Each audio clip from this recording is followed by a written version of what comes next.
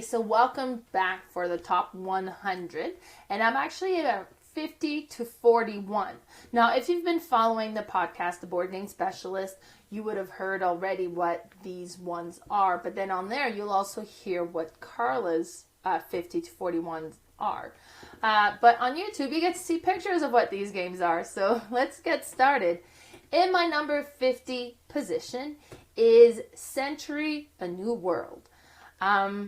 This one, you know what, I do enjoy the Century series, and I know like there's Century and then Century Golem, and I went with Century just because those are the ones I've owned, and Golem was nice, but not enough to kind of replace what I have, and I've liked these ones just fine. Now with the Century New World, it's the worker placement version of this game, and it all has the same theme. You're collecting goods and you can trade goods, and you're trying to do that so that you have the right combination to complete the orders that is available. So this one is really neat because you start off, not all locations are available to you yet. Some will kind of be revealed as you play. And if you play and then somebody's already there, you can still utilize that location, but you're going to need to send more of your own workers onto here. Things I love about these, all of the Century World, is they all come with that little plastic cup to hold all the resources. That alone, honestly, sells me on this game.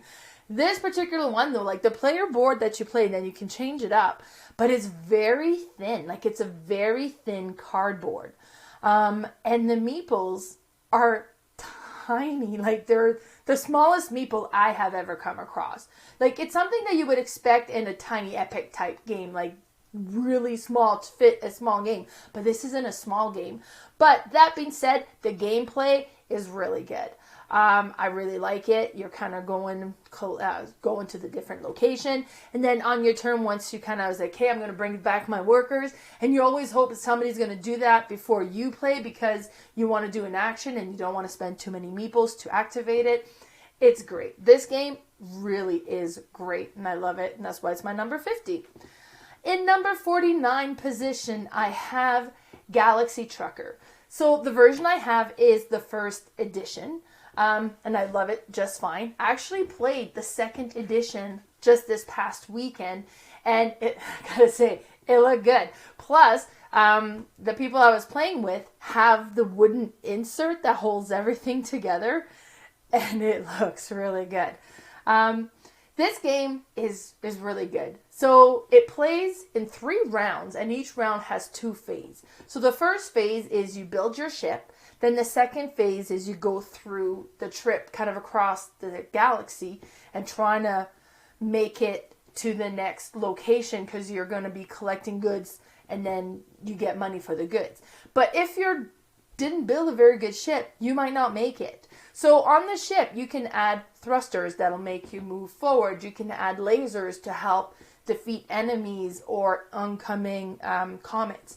You can put force field. You can put living bays, so that will allow you to have astronauts on your ship. You can have batteries that will allow you to activate some of the things that you have on there. Then you can have cargo holds so that you can collect goods.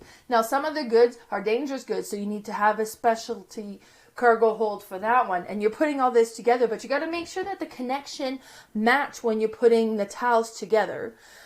So you can't have like a 1-prong to a 2-prong, but then the 3 prongs are universal and they can connect to anything, and you're putting all this together. And the small comet will bounce off unless you have an exposed connection. So you're trying to make sure that you build the ship as best you can and that it looks good and everything is it's kind of, solid. But then you go across and then you'll flip cards as to what happens on the journey. And you'll come across comet. Now, where's it going to hit? Depends. You roll the dice. Well, it goes down column 5. Great. It breaks that piece off. So as you progress through the journey, your ship might take some damage. Hopefully you still arrive in one piece, or mostly, but then, and you can sell the cargo that you got, so you get the money for that. That's the first round. The second round, the same thing again, except you have a slightly larger ship that you're going to build together. And the third round again. I love this. This is such a fun game. Mostly like where you're reaching in, you're putting your ship together. That aspect, I love. Now, this is why I backed Fit to Print, because somebody was talking about Fit to Print and compare it to Galaxy Trucker. And I like this aspect so much that I'm really excited to try that one. So that was my number 49. In the 48th position, I have Foundation of Rome. So, Foundation of Rome is a massive game. It's huge. If you have a Calyx, it's going to take an entire cubby for this game. It's very big. This is also a very pricey game. Retails probably at least $300 in Canada. So this isn't a game that I intend to own for both of those reasons. I don't want to give up that much real estate on my shelf, and I also don't want to cough up that much money for a single game. That being said, it's my number 48. The gameplay is really good, and it plays fairly quick, and it's a really straightforward game to play, so the learning of it is not overly complicated. Now, there's a lot of things to consider as you're playing, so it keeps you really engaged, and there's really interesting decisions. But it's just so big, and it's just so expensive. But it's still my number 48. So for a game that I don't own and probably never will, to make my top 48, it's a really fun game. So you have the main board where everybody's going to be playing on, and then you have your own player trade that has all these buildings. And you're going to be bidding and purchasing deeds of properties, I guess, on the main trade that you're going to be, kind of taking ownership of different clusters of land. And then when you get another large enough cluster, you can upgrade those tiny little building or land markers into a building. And depending on the building, it'll either give you money, it'll give you victory points, it'll give you population, and different things like that. But as you progress, you can kind of continue purchasing land, and now you've got a bigger cluster, so you can upgrade this smaller building into a larger building that's going to do more. And then eventually you can have buildings that's going to give you points for what's surrounding it. It's like, well, this building is going to score points for every population building you have around you. And you're putting those around other players' population buildings, so it gives you more points here and there. And I mean, the look of it, this is an amazing looking game. Everything is 3D, and then like the board and the trays that you have. This game is a looker, and it has great presence on the table, so there's a lot going for it.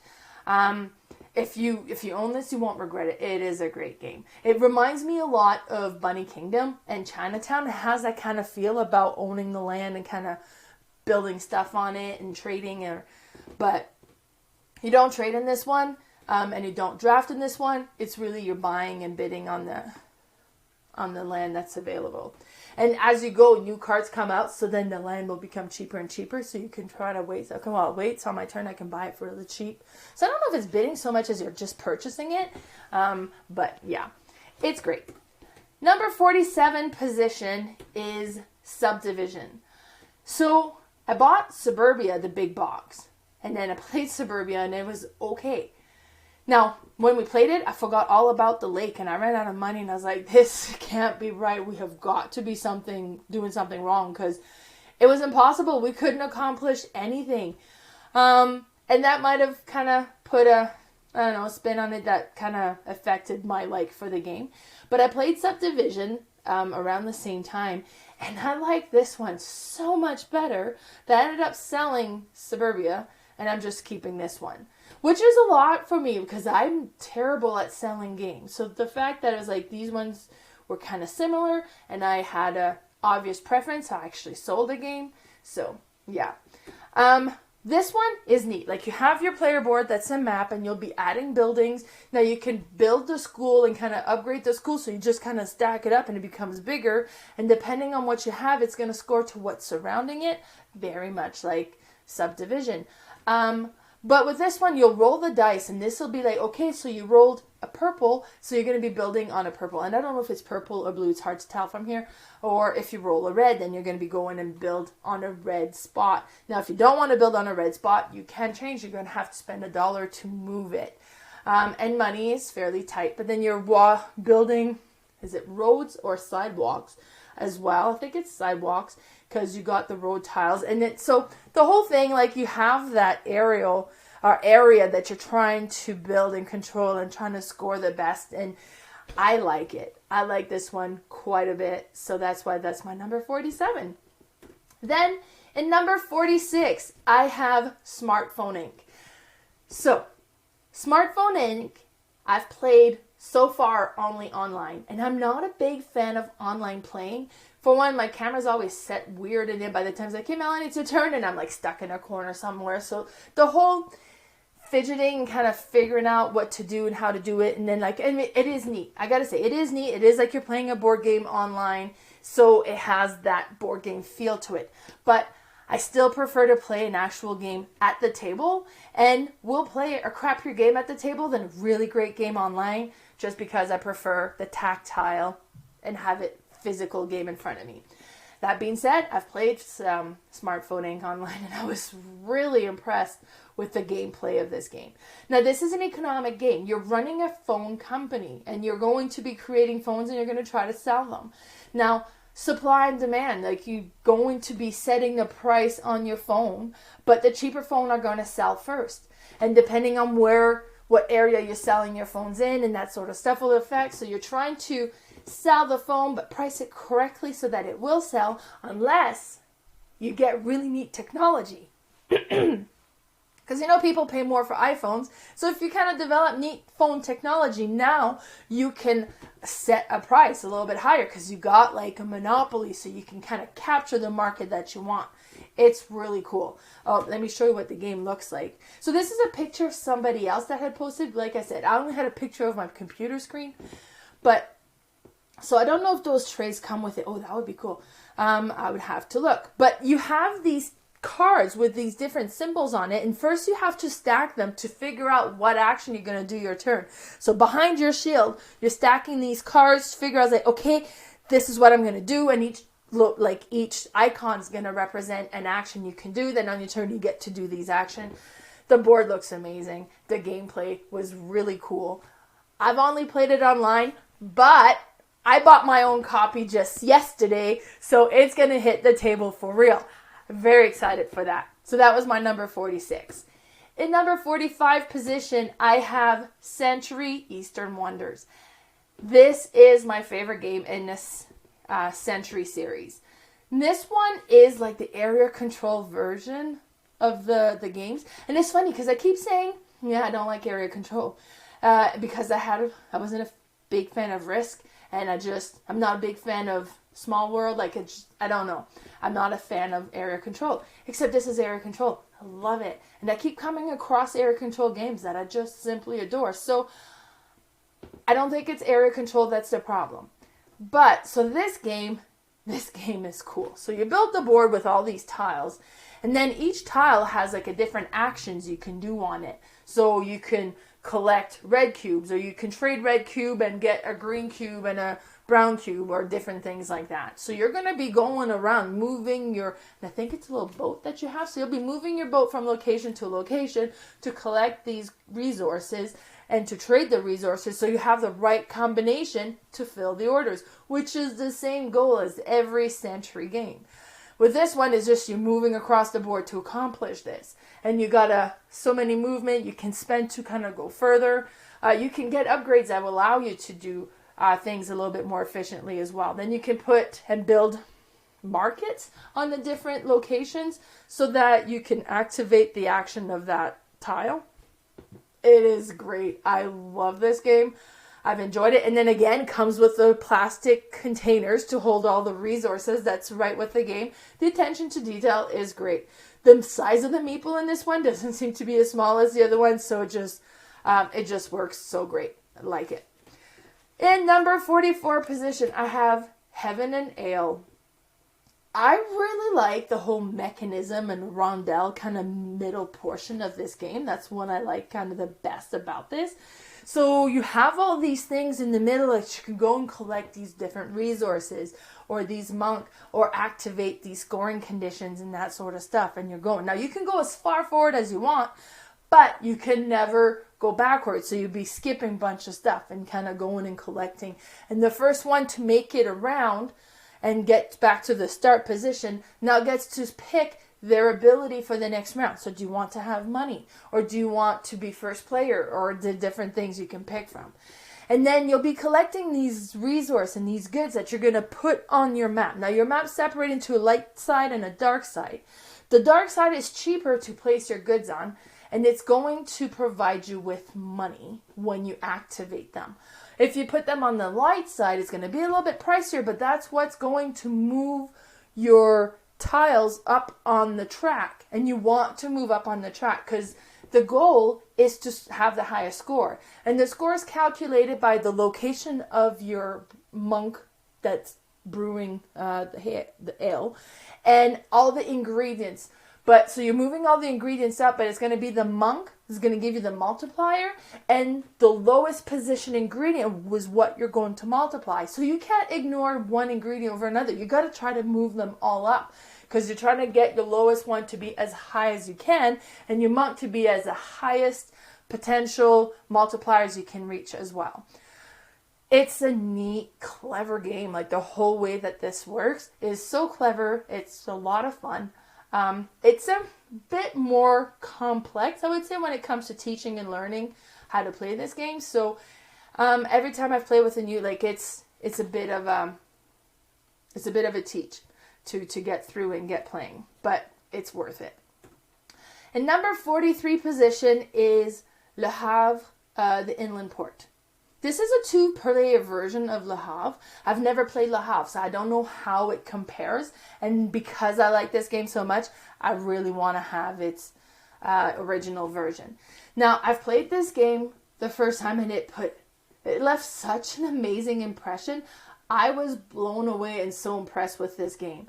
So you have these buildings that you're going to be acquiring, and they're going to go on your board, which is a big rondel. And it goes onto the left side of your rondel. I forget if it's right or left side. But each round, your rondel is going to move by one. So if you put the building right up against and then it starts moving away, your building is going to start being worth more and more. And you're going to be able to do more with the particular action that it can do. Now, if it ever reaches and the rondel reaches it again, it forces you to sell it at half price. And you're going to be losing the points that it's worth. So you're trying to avoid that. You're trying to have the building and keep using them, because when you use them, it resets it and sends it right back to the rondel. Now, and then you have to wait again for it to become like a more valuable action.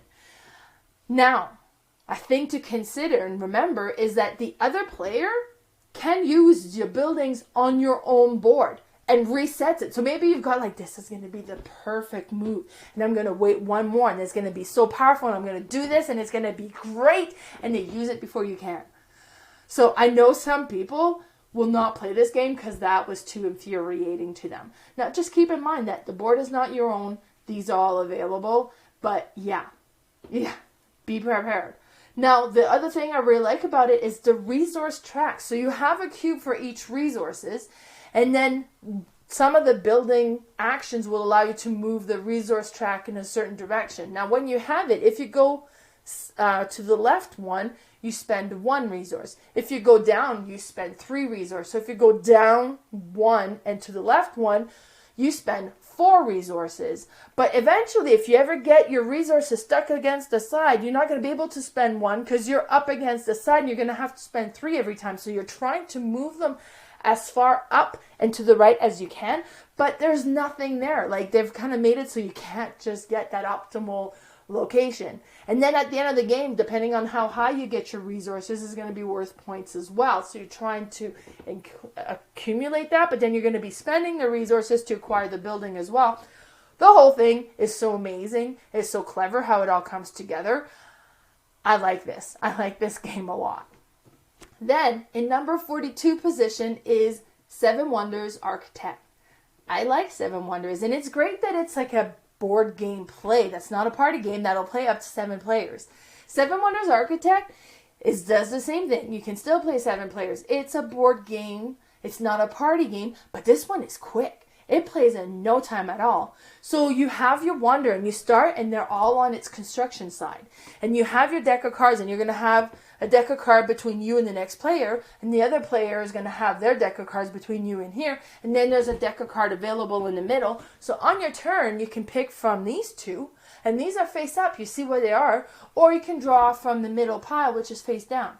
You can't see what that is unless you have the cat. Then if you have the cat, you can flip that over to see, and then you have perfect information, and you can pick what you want to do.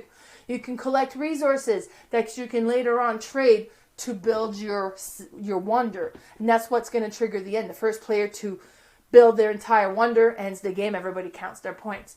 You can collect military cards that's going to give you military strength. Some of them will have a trumpet on it that's going to kind of toot the horn, and then you flip one of your peace token onto the battle side. If all of those ever flipped over to the battle side, you go to war, then you compare your army strength to the people on either side of you. If you beat them, you get an army token that's going to be worth victory points at the end. You can also collect sciences, and when you have 3 science, so 3 of one or 3 different one, you can trade that in for a science token that's going to give you either a special ability or an extra way of scoring at the end of the game. This is neat. It's kind of like 7 Wonders meet between 2 cities. That's what it feels like. And it's quick and it's simple, but it's fun. I really like this one. This is one that when we play, we'll be like, okay, one more time. Let's play it again. And then you can kind of change different wonders. Plus, the components are great, but then the trays, they all come with trays with lid that fits in the box just perfectly. And then when it's time to set up, you just pull out the tray, take the lid off, put the container that holds the card between you and the other player, set your board, and you're good to go. So the setup is super quick, and I like that. So that's my number 42. Then, number 41 is Castle Panic. Castle Panic was the first co-op game that I played with my kids, and I was so impressed that this was even a possibility in a board game. And me and my kids have played this one multiple times. I've played with other people. We played bigger group. We played it 2 players. But I have had such great memories of playing this game, especially with my kids. And like the nerve-wracking is like, oh my God, like we're being overrun by monsters and they're all landing on the blue side and we don't have the right card and I'm not sure what's going to happen, but I think we might die. Like that feeling is just so satisfying to when you're playing a game. Like it makes it into an exciting adventure. So in this one, you have the towers in the middle and the wall all around. Now in this particular picture, we were playing with the Wizards expansion. So we have a Wizards tower as well that kind of gives you special ability until that tower is destroyed. So you don't want it to be destroyed. Then you have on the outside the forest. And then you have the first one. So the forest and then the archer. And then what is it? The knight and then the swordsman. So as they move closer in, they're reaching the castle, right? So everybody starts out in the forest, monsters. And then on the, like, at the end of the turn, they all move in by 1. Now, when you hit them, like, they have different shapes. So it could be that this one's like a 3, a 2, and a 1. So it starts with a 3 facing the castle. And then you hit it 1 time, then it goes down to a 2. So then you hit it 1 more time, it's down to a 1. So now you gotta hit it, but maybe you don't get to hit it again, and it hits the wall. It destroys your wall, but that kills it. So then that monster's gone, but now you've got your towers are exposed. And if another monster comes in and destroys the tower, that tower is gone. If you lose all your towers, you lose the game. But you can rebuild the walls, but you can't rebuild your towers. Those are gone forever. It's just so exciting. So then on your turn, you're done. It'd be like, okay, so you draw. I think it's 3 monsters you got to pull out. But sometimes one of the things you draw would be like, okay, well, the monsters shift. Because when you draw a monster, you'll roll the dice to see which quadrant it goes in. Each quadrant is associated a different color. So if it's in the red section, you're going to need to have the card that has the red card of the proper type for the location of where it is compared to your castle. So if I have a red archer, I can attack the monster if it's in the archer area. But if it's moved into the knight area, now it's out of my range. It is satisfying. It is so fun to play. It's fairly simple to play, so you can play with a wide range for age group. My kids loved it. They still do. It's just an exciting game. So if you want to follow the 50, and like I said, see what Carla has in a top 50, be sure to follow the Board Game Specialist podcast. I'm also on Instagram as Mel's_boardgame_room. My Facebook page is Mel's Board Game Room. And my YouTube channel is Mel's Board Game Room. So bye everybody, and stay tuned for the top 100. Bye. Listen, bye twice.